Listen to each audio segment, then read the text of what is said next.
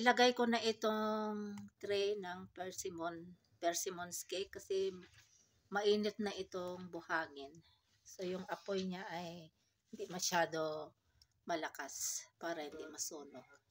So i-cover na natin ito. Check natin kung anong resulta after 15 minutes. Ayan.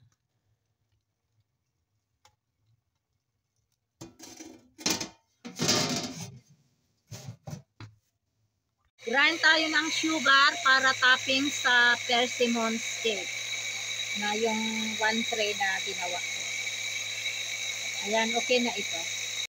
Ayan, check natin ulit. Ayan.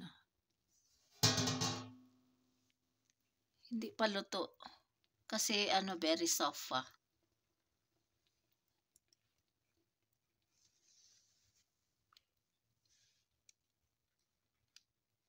Ito na yung na-bake na persimmons cake. So, ilipat natin dito.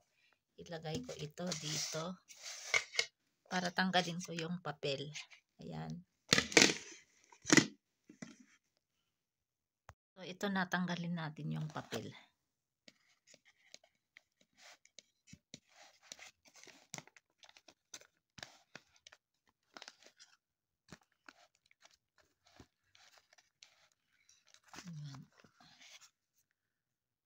Ayan, natanggal ko na lahat yung papel. Ayan. So, i-ano natin ulit yung sa taas. Ayan. Ayan. Bisikan natin ng grinded sugar. And then, slice natin. Para matikman na natin kung anong lasa nitong persimmon cake. Ayan. So, next, slice natin.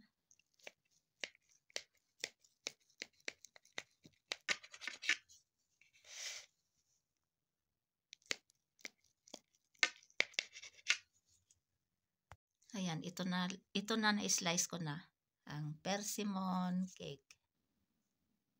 Ito na ang slices of baked persimmons cake. Ayan.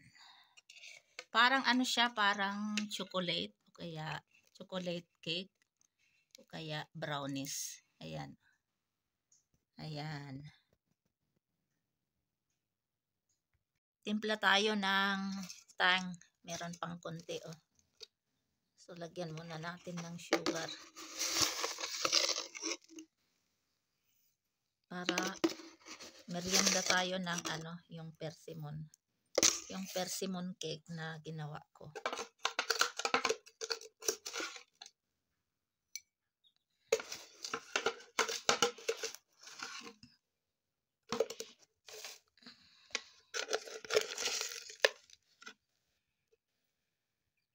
And then lagyan din natin ng eggshell na powder para sa calcium. Ayan. Dagdagan ulit natin ng tang. Yung sugar.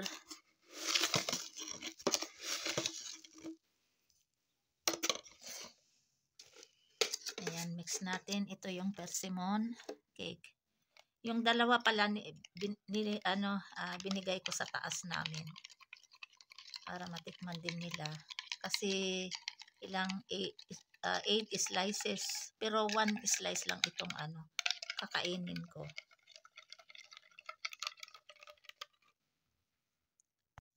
Ayan. Snack tayo ng persimmon cake. Ayan. Bismillahi wala barakatillah.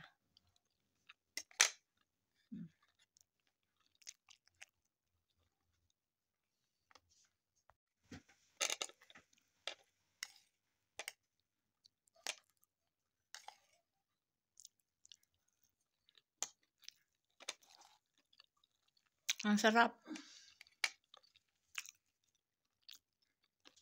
Mas masarap sa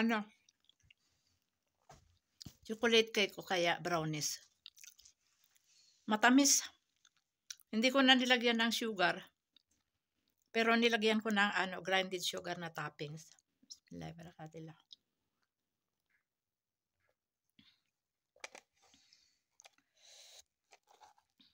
Ayan, no?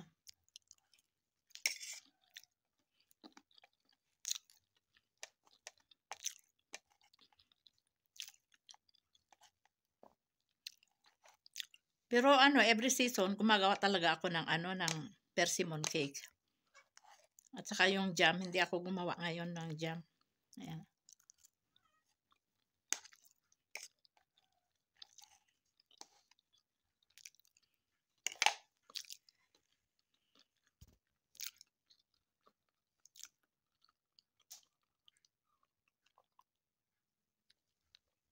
Sarap. Nakain ko na yung one slice. Merienda ko ito kasi napagod ako sa gawaing bahay.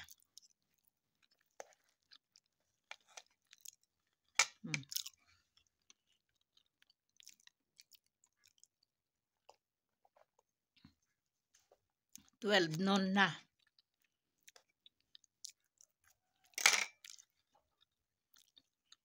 Hindi matapos-tapos kasi ang trabaho sa bahay. Paglilinis, kung ano-ano pa. Maghugas, maglaba.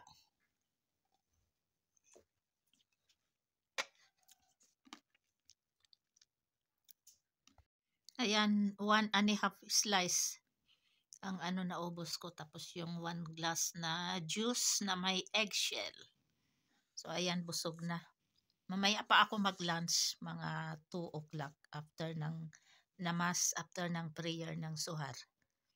Ayan. So, alhamdulillah ilazi atamang masakano hajal namin al-Muslamin. Alhamdulillah, alhamdulillah. Ang sarap ng aking persimmons cake.